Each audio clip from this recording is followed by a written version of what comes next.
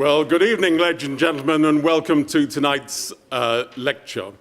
My name is Kevin Featherstone from the European Institute here at the LSE, and I will be chairing the session.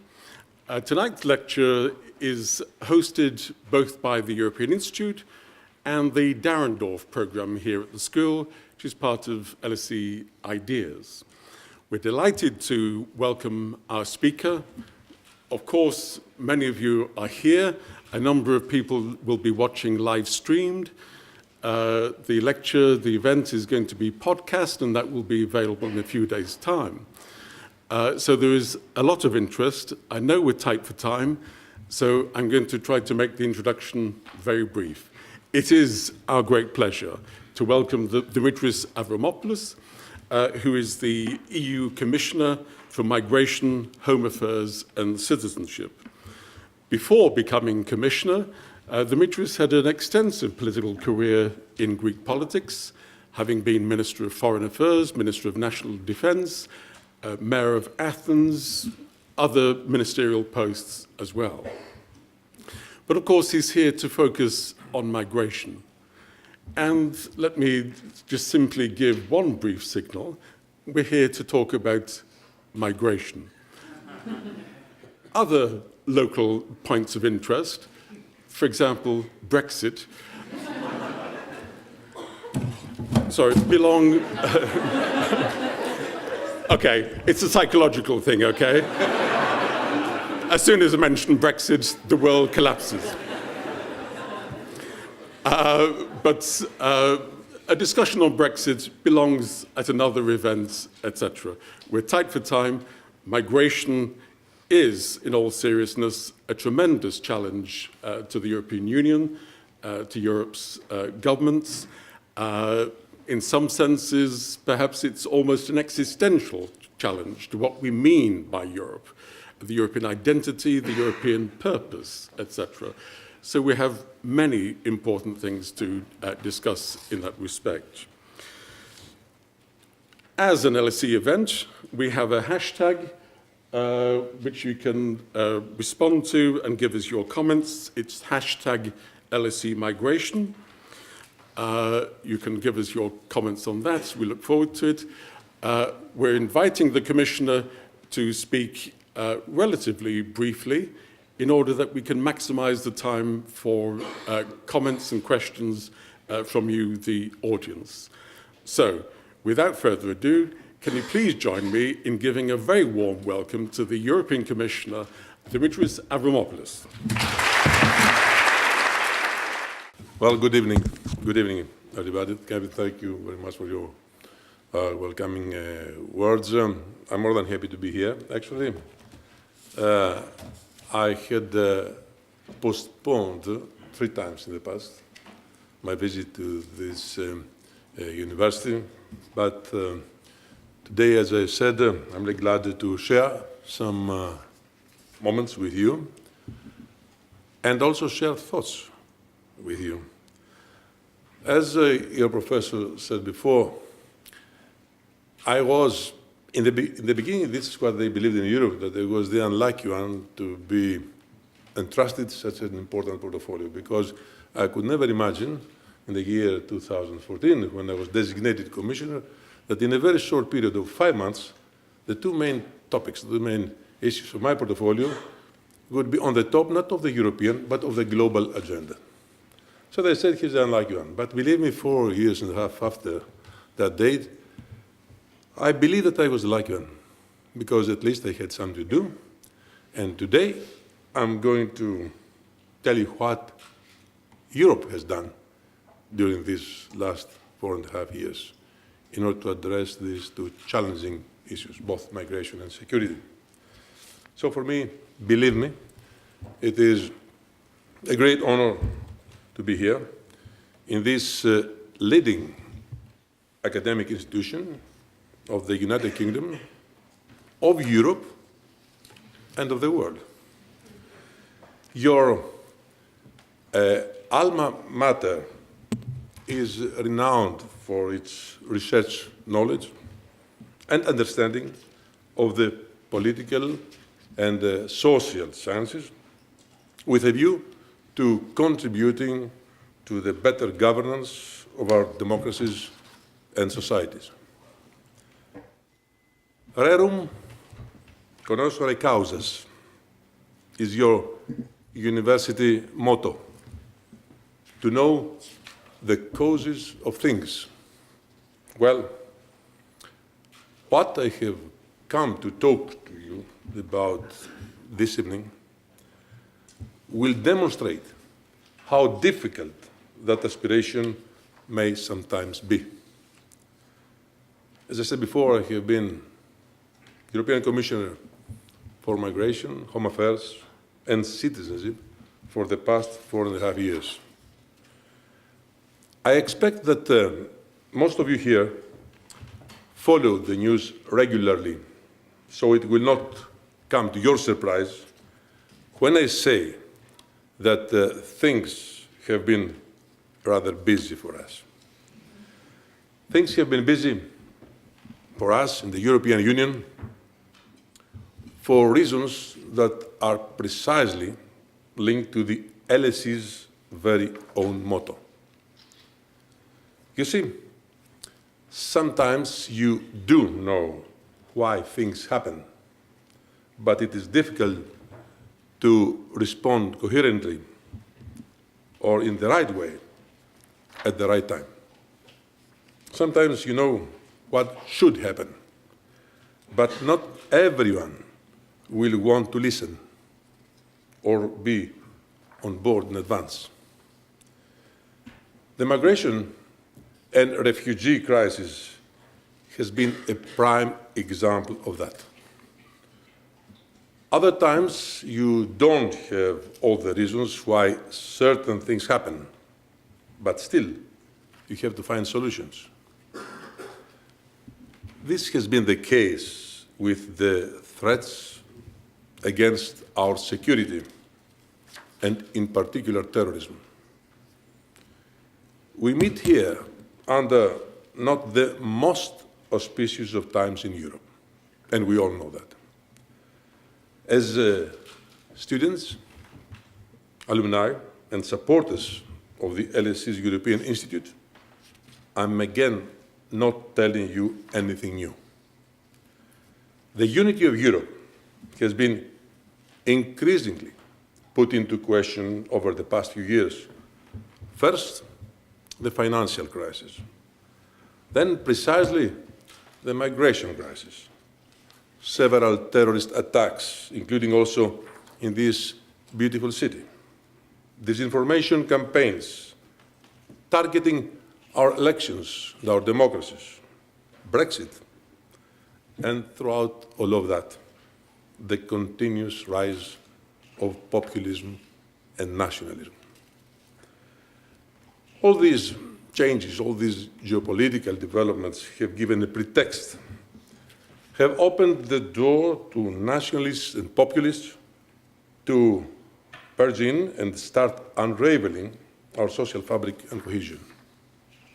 And yet, these are not the first or only difficult times that we have encountered in our shared history.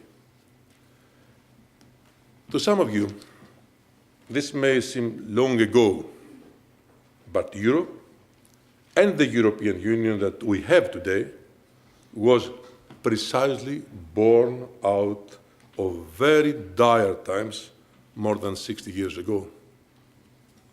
Most importantly, it demonstrated how cooperation, solidarity, and responsibility triumphed over rivalry, division, and destruction. Historical memory is critical to connect our past with our present, to understand our present better, but also to shape our future. Let me, therefore, go back a few years, bringing us to the topic of this evening. In the year 2015, Europe was confronted with a large number of vulnerable and desperate people seeking refuge on its shores. At that time, the European Union and its member states were unprepared and taken by surprise. Europe had no idea how to cope with it. And member states, especially the front-line member states. However, we couldn't afford to stay unprepared and idle anymore. We had to act, and we did. In that same year already, we took several concrete and immediate measures to respond to the crisis in the Mediterranean, as well as the necessary steps to better manage migration in all its aspects, both internal and external, now but also in the coming years. Ranging from hotspots in Italy and Greece, where everyone arriving could be registered and fingerprinted, to closer cooperation with third countries, such as Turkey and the Western Balkans, and creating a fully fledged European Borders and Coast Guard. We have been working, believe me, hard and with great determination from the very beginning on solutions based on solidarity and responsibility, these two fundamental principles upon which the European project is built. Because the essence of our objective is in a European family, you help each other out.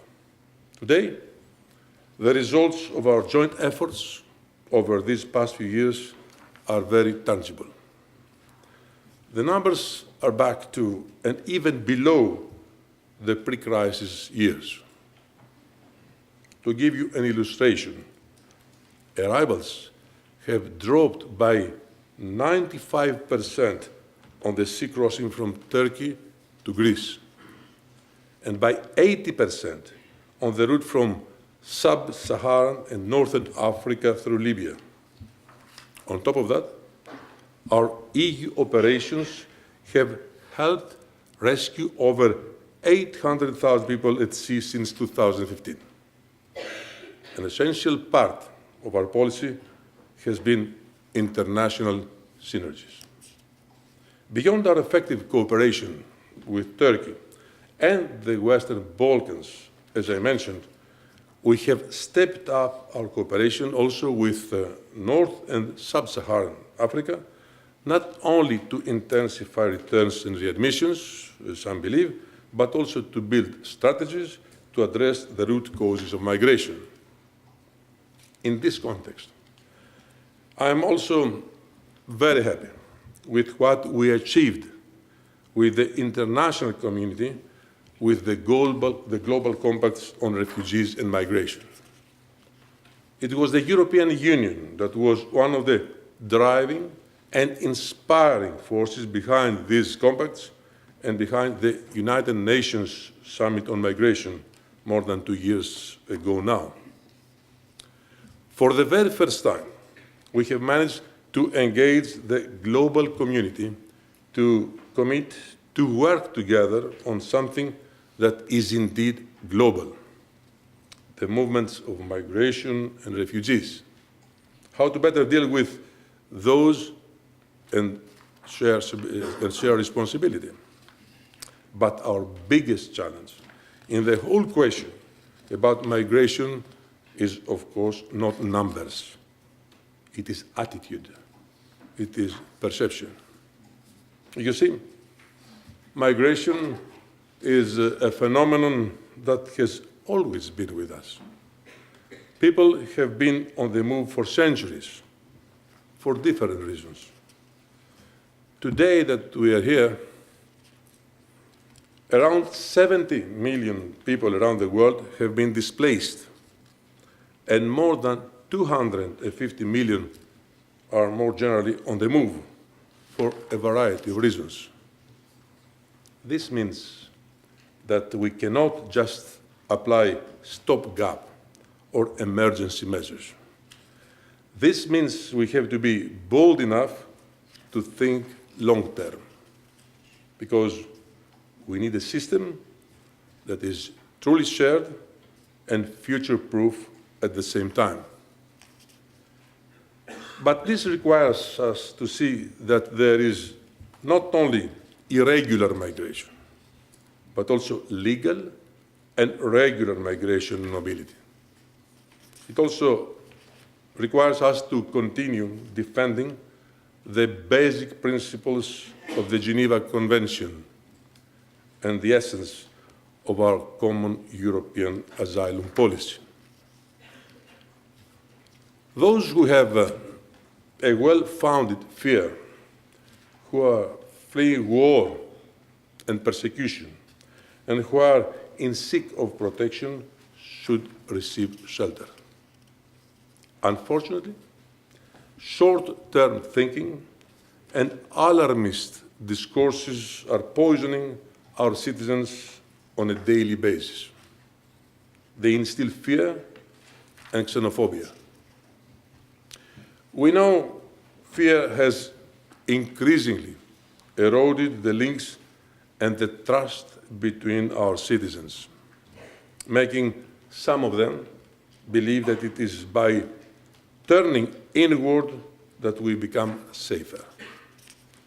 However, it is not by building mental or physical walls that we become safer.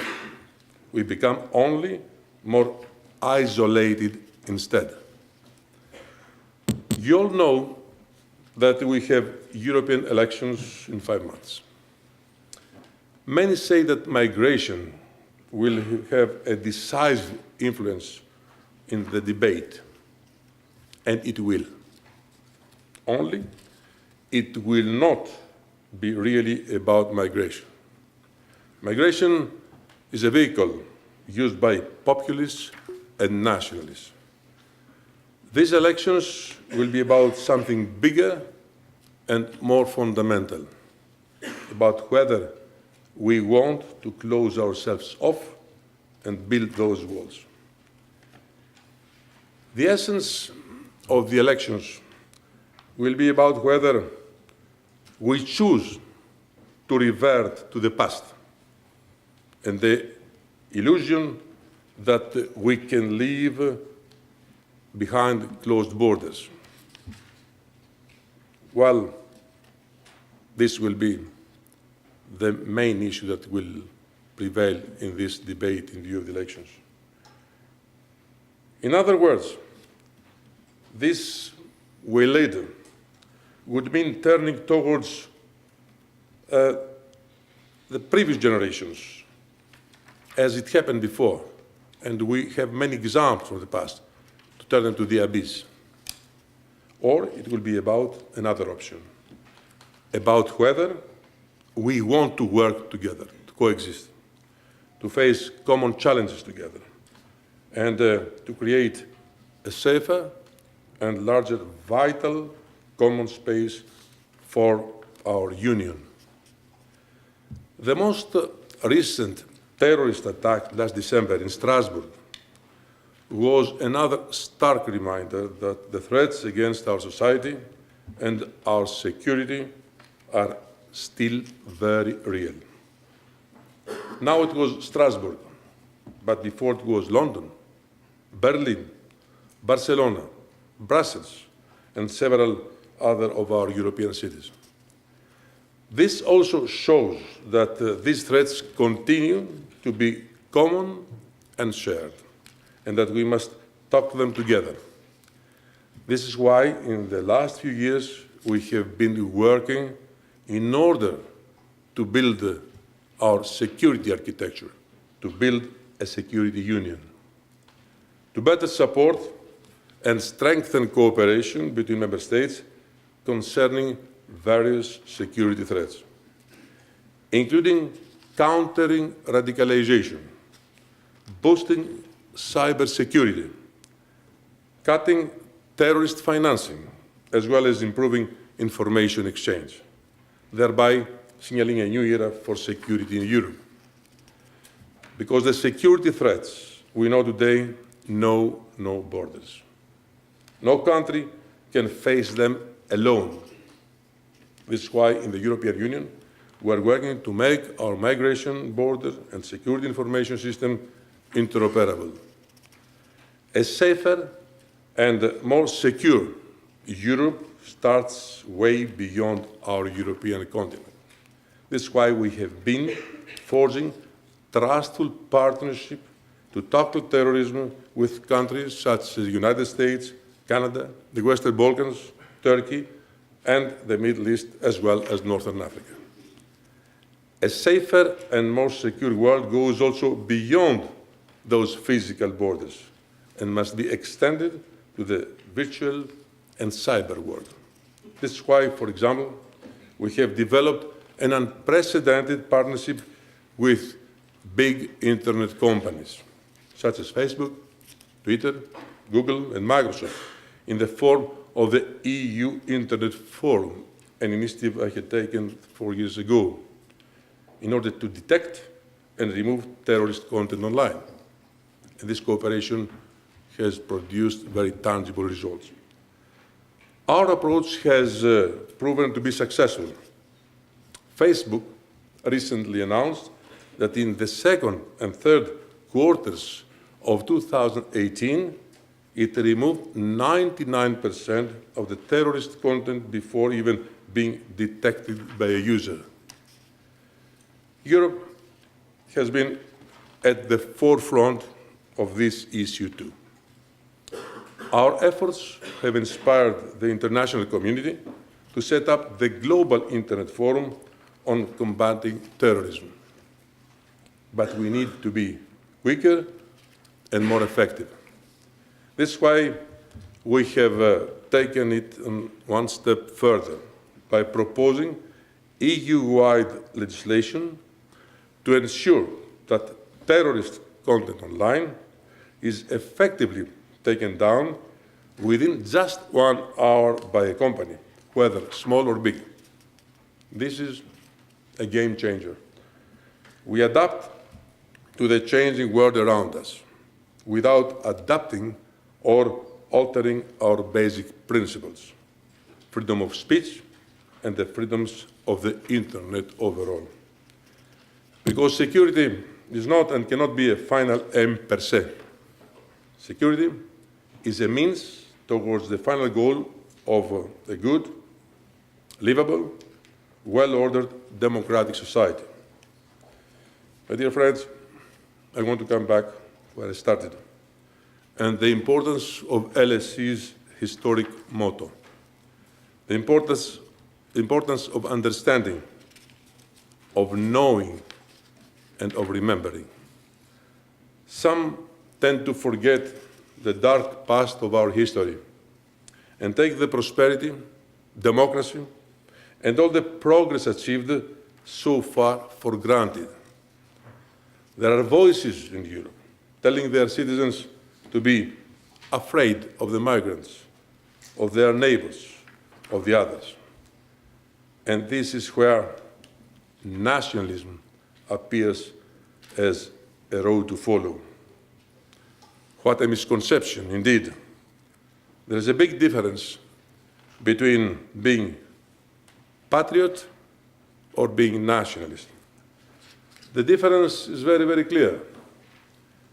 A patriot loves his or her country, but a nationalist, in order to exist, has to hate the country of the other.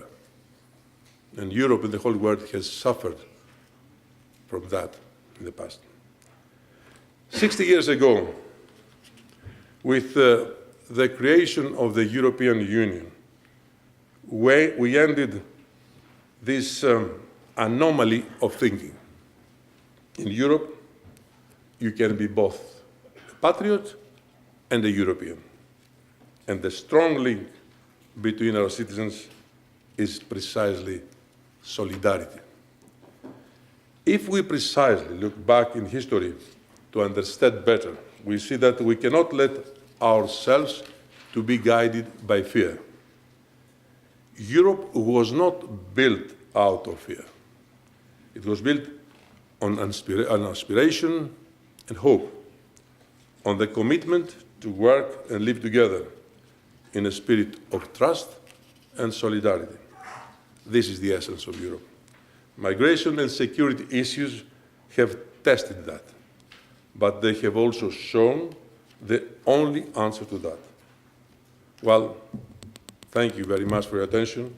Now, I'm ready to listen to your ideas and questions, and of course to discuss with you, because our generation has a duty to work for your generation, but in order to achieve its goals, has to listen to you. Thank you very much.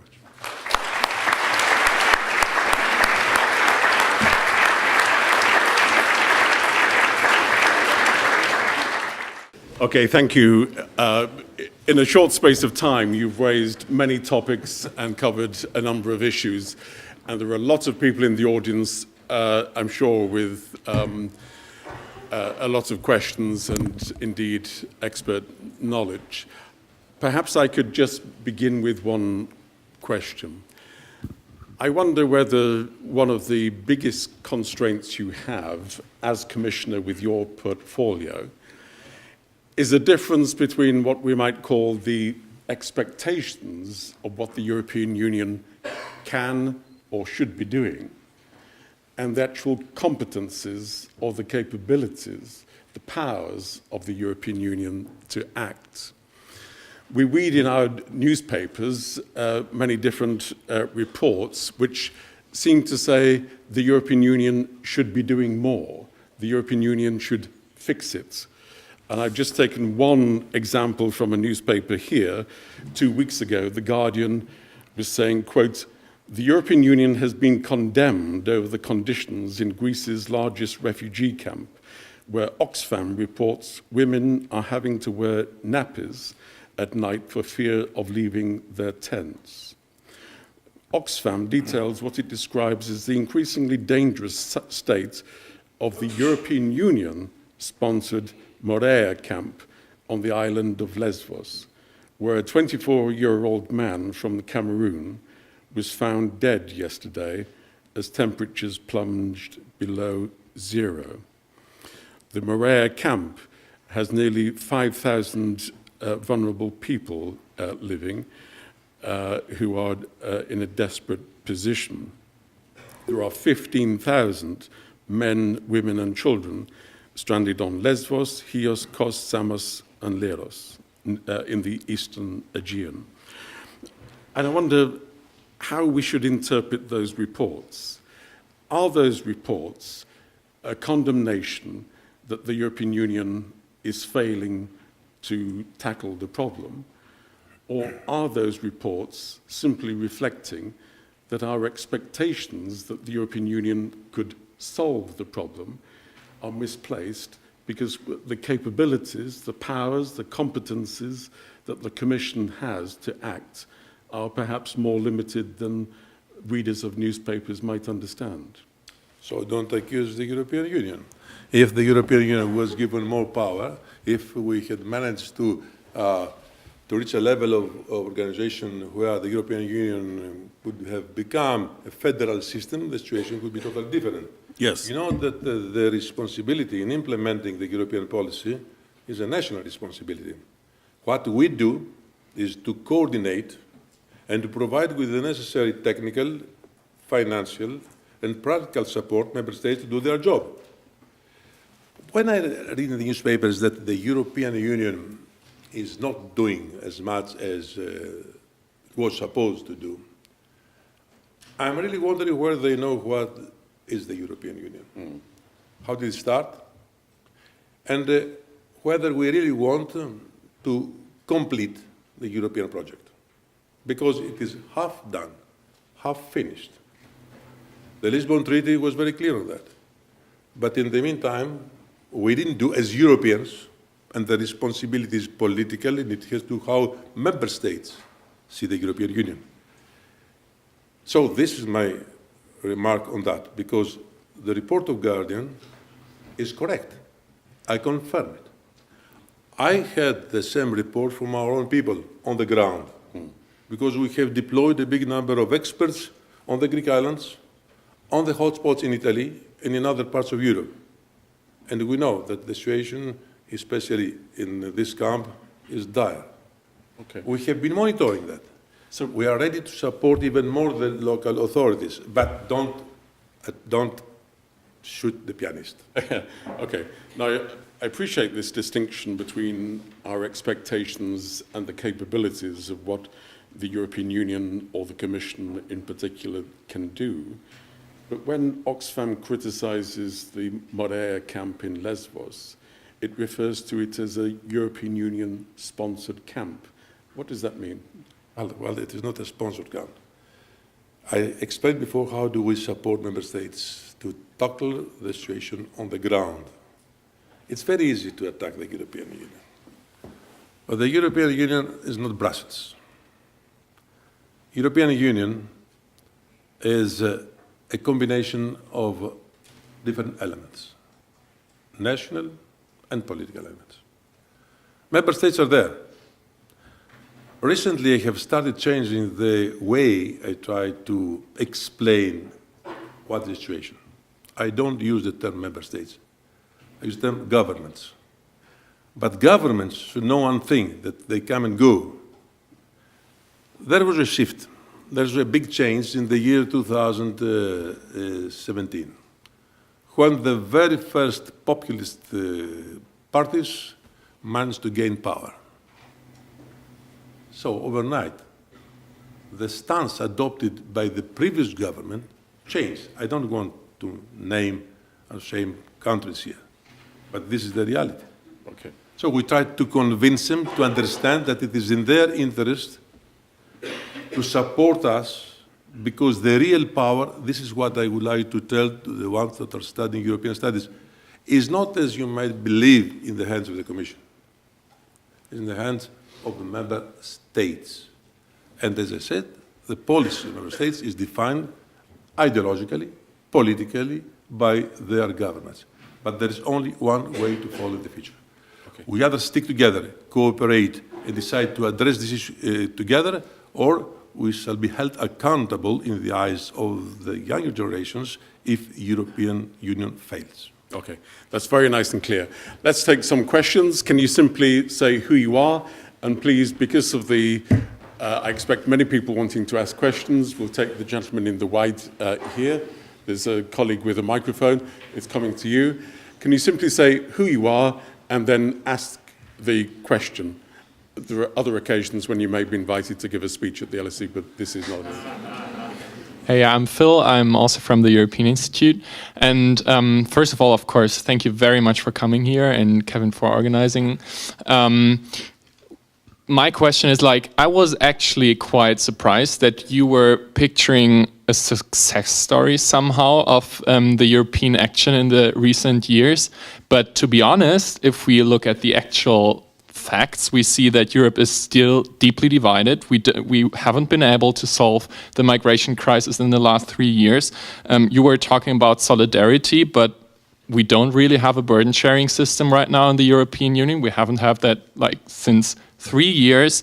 The drop of migrants itself is true, but on the other side, we have that comes to a cost. We have again seen this week that dozens of people died in the Mediterranean. So, of course, it's easy to say that for me, and of course I know it is a very hard discussion, clearly, but as the European Union does have competence in this regard, and you're the person in charge, I ask you, how do you think, do we actually get a solution at some point? And why isn't it possible to get any majority which we can actually enforce then for any solution? Okay, good, thanks. Can we take the gentleman halfway up? Yeah.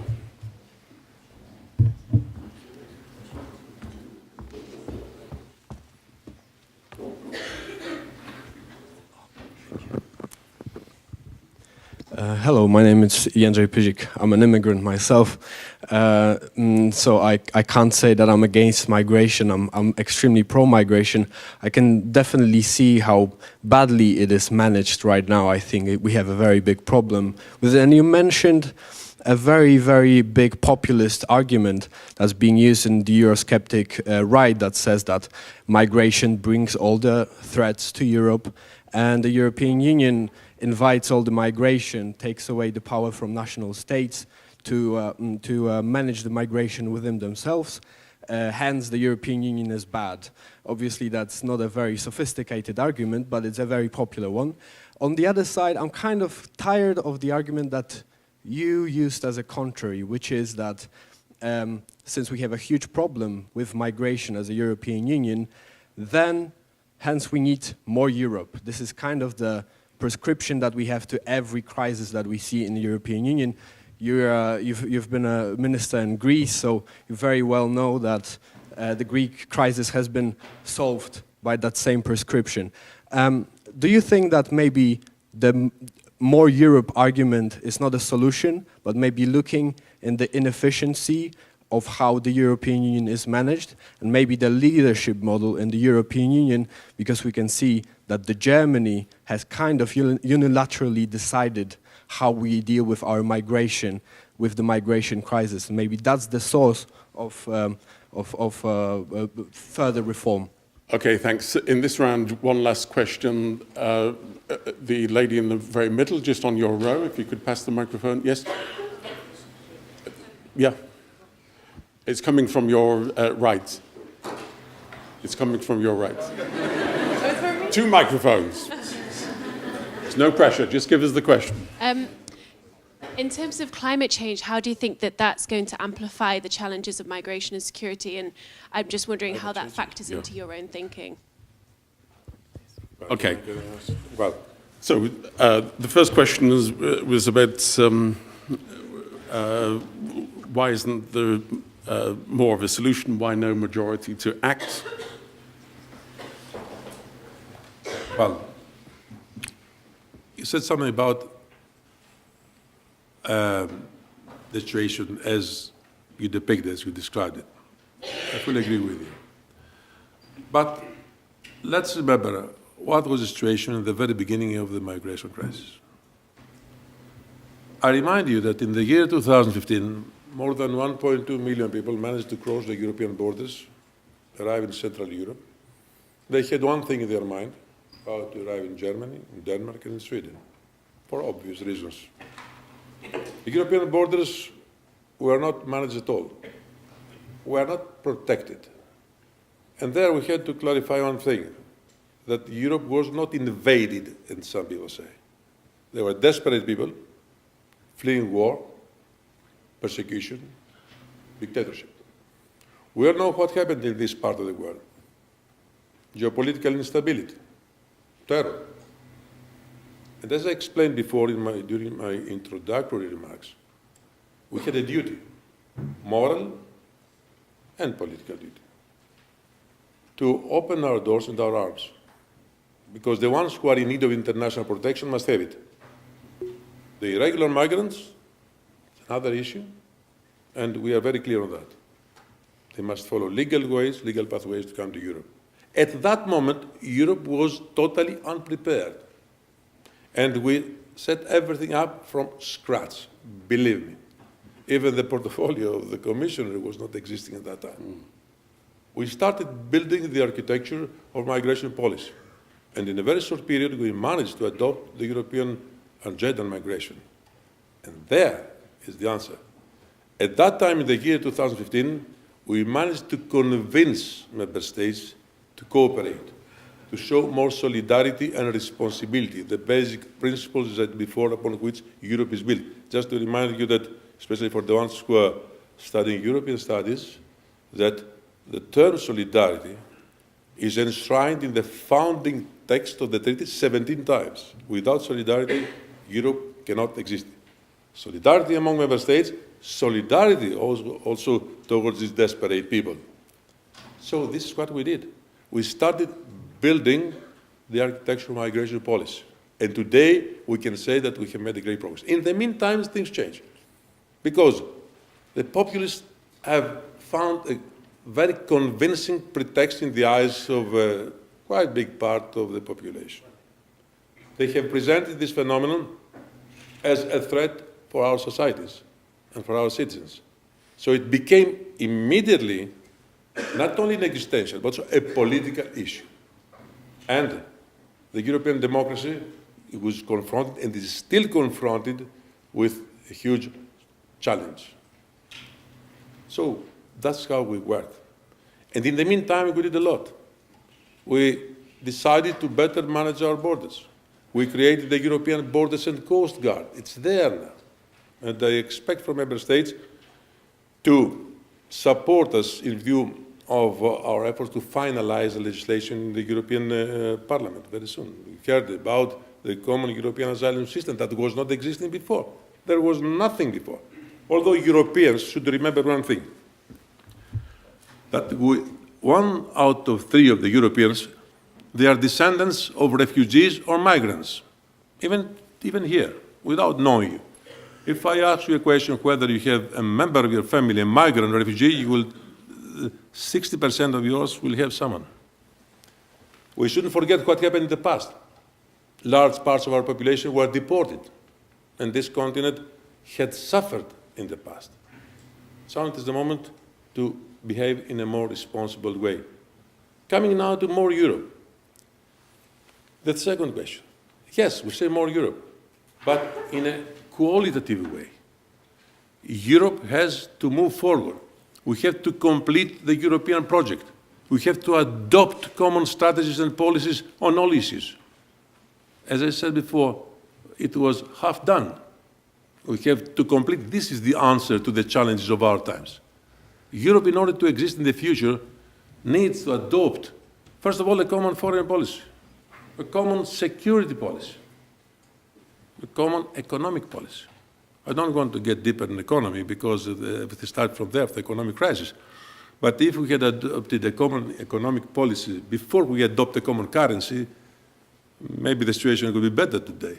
Because me as a Greek, one day I woke up having in my pocket the strongest currency in the world, but not necessarily with the strongest economy in the world.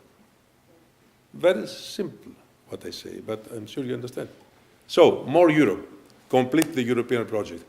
And the catalyst in order to move forward is how we manage the refugee and the migration crisis. How can we respond in a very concrete and clear way to our citizens who demand, very rightly, more security? And this is our job. And the European Union has taken the lead on that. We have proposed to all governments very concrete projects of how can we address these issues. And now we go back to what I said in my previous reply. How do some governments think and behave? And I don't hesitate to tell you that there are politicians right now in Europe who seem to ignore or not having studied history.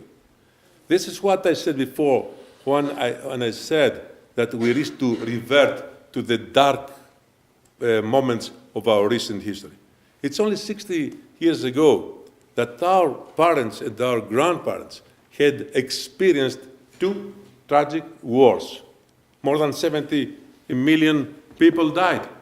And when I said that we take liberty, freedom, democracy for granted, think about it. You know that in this room right now, we are representatives of 2, maybe 3 generations. We had been the privileged generations in mankind's history. We have never lived a war.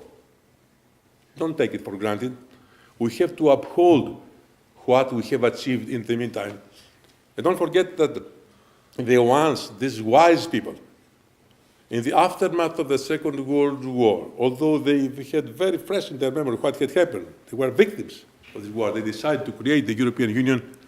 They wanted to give a legacy, to leave a legacy for the next generations. And this legacy is today in danger. And finally, the catalyst is not the economic crisis, as some believed in the past, but the refugee and the crisis and the security crisis. Okay. So this is the answer. More Europe. We have to complete the European project and respond in a very concrete way to the demands of our citizens, and especially of the future generation. Then there was the very interesting question about the relationship between climate change and migration.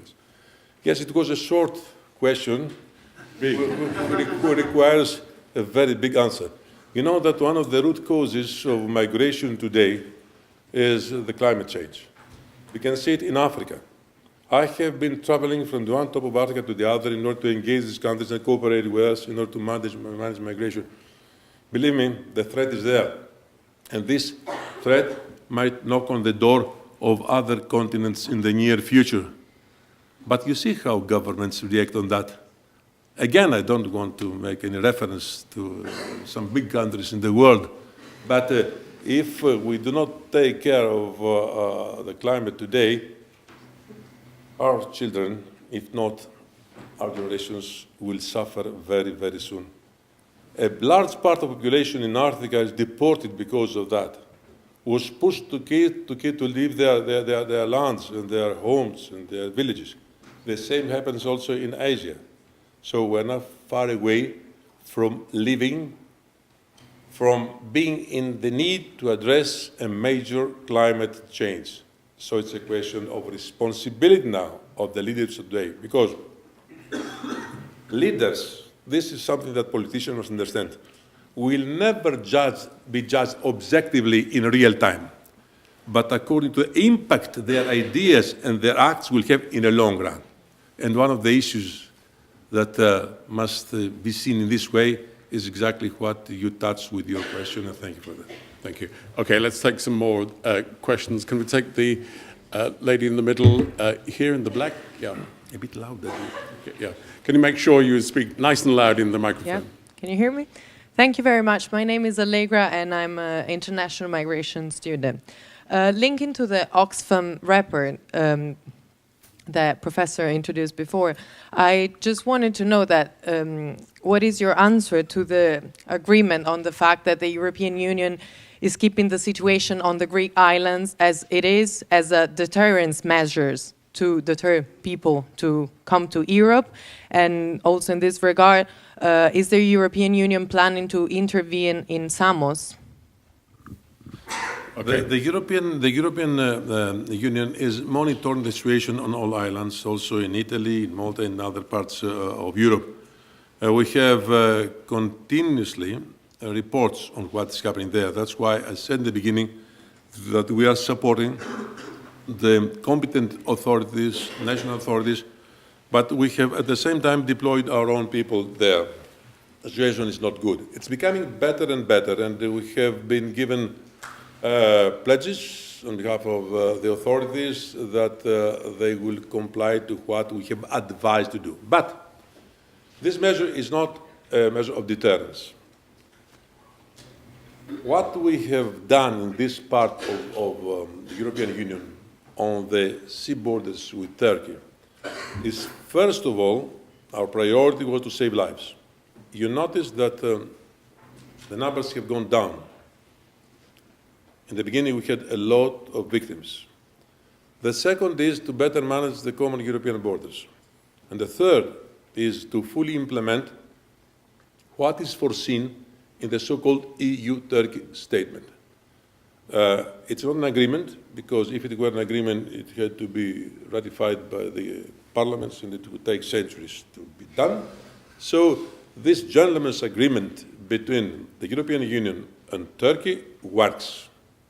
That's why the numbers have gone down. I remind you that in the year 2015, more than 14,000 people were crossing the sea borders of the Aegean Sea every day. Now the numbers have gone down to 60 persons per day, which is a very manageable situation. We have been helping and supporting the Greek authorities financially, practically, and operationally. And I believe that very soon these images will disappear, because for me it is shameful that there are still people suffering on the islands. We know why it has happened, so we have advised the authorities to step up their efforts in order to reply positively or in a negative way to the ones who had submitted their applications to ask for asylum. And I come back to what I said before. The ones who are in need of international protection will have it. The others have to go back, to be returned, and follow legal pathways if one day want to come to Europe. And this is the last point I would like to raise. For the very first time in Europe, we have adopted legal migration rules, something that was not existing before. We have deployed a big number of migration attachés to our delegations across the world, especially in Africa and in Asia. And now we can say that we're in a better situation. But the images, as they have been depicted by The Guardian, and you can see it in the Oxfam report, I'm sure that very soon will not be there anymore.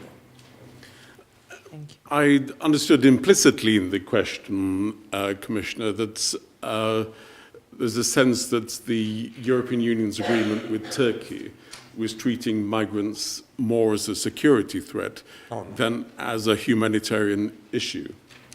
No, I said before, it was mostly a humanitarian and not for security reasons. And let me clarify one thing here. There is a misunderstanding. We shouldn't amalgamate migrants with terrorists. I'll tell you something very simple. On all these tragic events that took place in Europe, these terrorist attacks,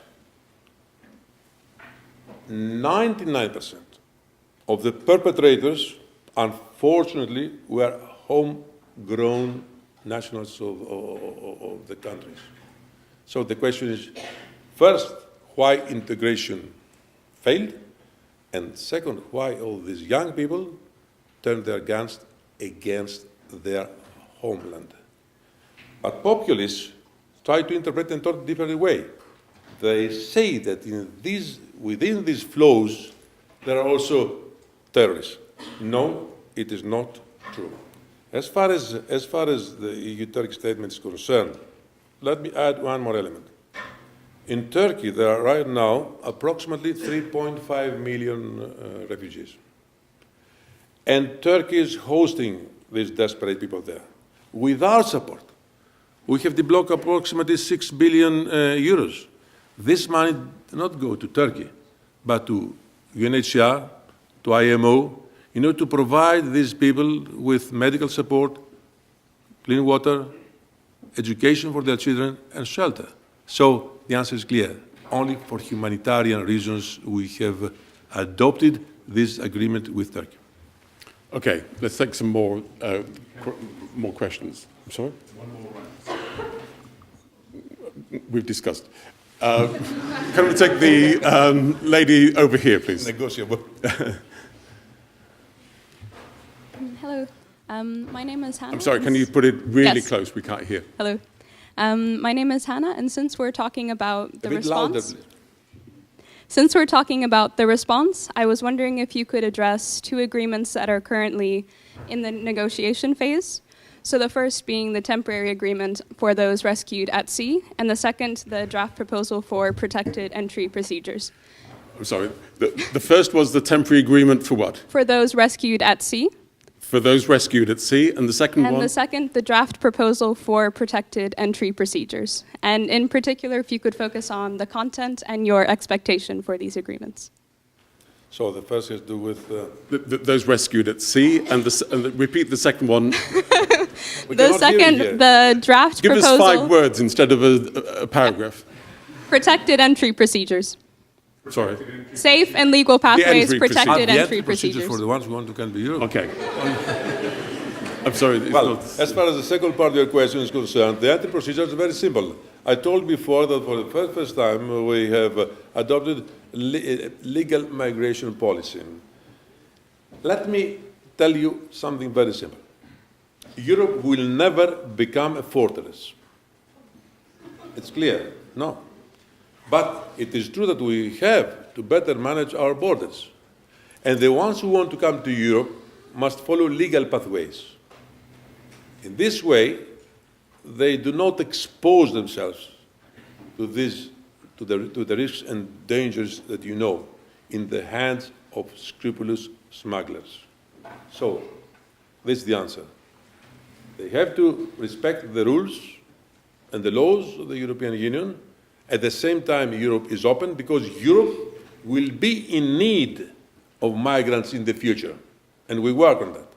According to studies we have in our hands, within the next 10 years, Europe will be in need of a big number of migrants. It goes up to 5 million people, but they have to follow legal pathways.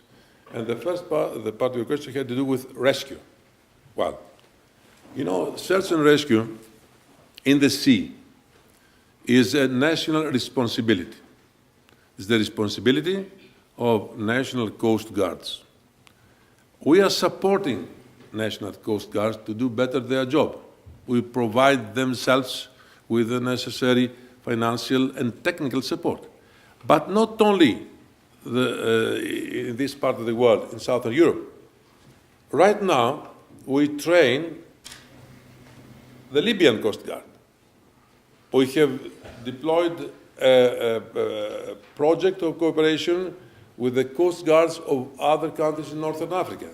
I've been traveling from Morocco to Tunisia, and Tunisia to Egypt. And we have already seen the results. It is also true to say that we have a big problem. The problem is in Libya. In Libya, the situation is still chaotic. And although we have, let's say, interlocutor, which is the legitimate government of Tripoli, they are very weak. They do not have full control of the country. And the rest of this big country is unfortunately under the control of militias and smugglers. That's where these dire, these appalling images are coming to us from time to time.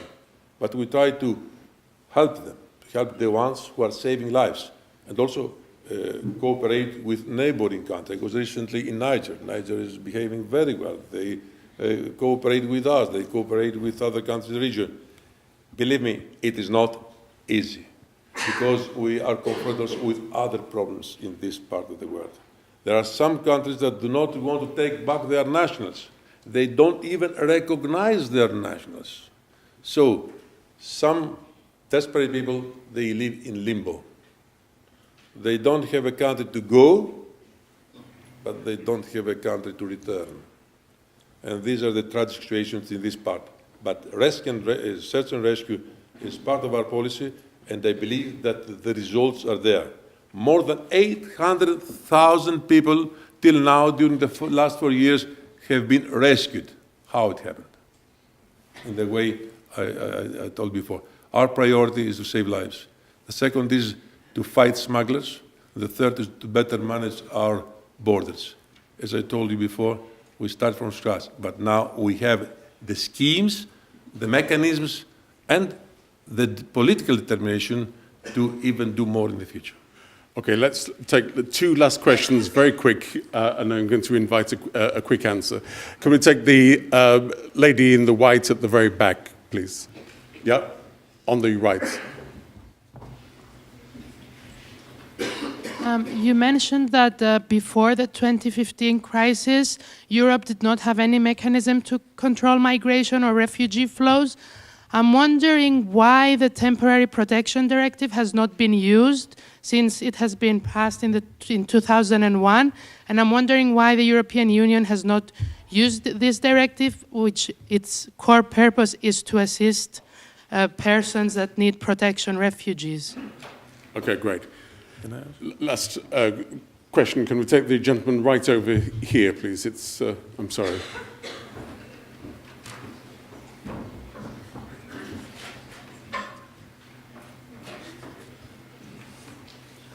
Hello, my name is Eliel, and I'm from Sweden. And as you might know, we're one of the few countries who do sort of internal border controls now against the Schengen. We're 1 out of 5, I think. And this has been going on, and we recently renewed it for another 6 or 8 months. And I'm wondering how the EU will make sure that this doesn't become the new norm, that it doesn't become new internal border security due to migration. Thank you. Okay, great. So the first question was about the Temporary Protection Directive 2001. Why wasn't that activated, used before the crisis of 2015? This temporary arrangement gave birth to what we are trying to do, to adopt a common European asylum system. We all remember Dublin, but Dublin died in the year 2015. Dublin, as it was conceived in the year 2001, was not in a position to respond to the new needs as they emerged after 2014 and 15, when we had this big number, these flows of millions of people trying to cross the European borders. And the victims were, first of all, these people, but also the frontline member states. Don't you think, and don't you agree that it was unfair for countries like Italy, Malta, Spain, Greece, to have on their shoulders this heavy burden? It was the moment to show solidarity. And this is what we decided in the year 2015 in Luxembourg, and we adopted this relocation scheme. It started working, but not in a very successful way, because in the meantime we had these political and governmental changes, and some governments changed stance overnight, as I said before. But we are not there anymore. Now, we are in view of adopting the new Dublin, which is future-proof and more fair. That solidarity will prevail as, not as a principle, but as a policy. And this is something that brings us in front of our huge responsibilities as governments and as European institutions. We're about to finalize this new Dublin within the next 2 months. It is true to say that the clock is ticking. We are running out of time. Believe me, we are pressurizing, we are putting a lot of pressure on all governments to finalize it before the European elections. Let's hope that we shall make it, because we do not know what the future is holding for us. Yesterday, it was South Europe. Tomorrow, we don't know. Some time ago, I had a meeting with ministers of interior of many countries, and I listened very carefully to what the Polish Minister of Interior said. At the end, I told him, because the Polish government has a totally different approach on all these issues. So I asked him, it was 3 months ago, it was in Lyon, in presence of the Prime Minister of France. If we suppose that something happens in Ukraine one day, and you have 1 million people on your borders, on your land borders with Ukraine, what are you going to do? You will call me in Brussels asking for solidarity. This is what other countries are asking from you right now. And believe me, I had no idea that in 1 month's time we would have a crisis in Ukraine. Let's hope that it will not happen. But if it happens, there will be approximately 1 million people trying to cross the European borders. So it is important to adopt a common European asylum system, together with a better protection and management of our borders. This is what the European Union is doing, trying also to convince member states to follow and adopt our policy. And this is the reply to your point. 2001 had nothing to do with 2015. But as I said, let's be better prepared for the future. And as far as Schengen is concerned, Sweden, well, Schengen is also in the framework of my responsibilities. And personally, I'm very sensitive on Schengen, because I belong to a generation that still remembers how Europe was 25 years ago. I remember that when I left my country to visit other European countries when I was still a young student, when I went back home, I had my passport replaced because of thousands of stamps. I don't know whether you don't know that, but we had this Interrail ticket. You remember that? We were traveling with $150 across Europe, and we were sleeping in the train in order to save a bit of money. But overnight, things change. Your generation, my children, live in a wider space. Free movement has to be protected, because Schengen is the most tangible example of European integration. If Schengen collapses, this will be the end of Europe. And nowadays, because of the migration crisis and all these security concerns, Schengen is at stake. We have to uphold and defend Schengen. And we could also see that in your neighborhood. There were frictions on the borders between Sweden and Denmark. At that time, I had to discuss this issue with my good friends there. Finally, a solution was found. But defending and protecting Schengen is defending and protecting Europe. Before we finish, Kevin, if you allow me, what we discuss about tonight has to do not with the European history, nor with what is happening in the Mediterranean and in other parts of Europe and in the world, because it has become, as we said, a global issue. It has to do with the future of our union. We are in the United Kingdom, and you did very well not to raise the issue of Brexit here, because you would have put me in a very difficult position, and this is the reason why you don't have many commissioners here during this period. But I can tell you, I could never imagine Europe without the United Kingdom. That's the only thing I can say.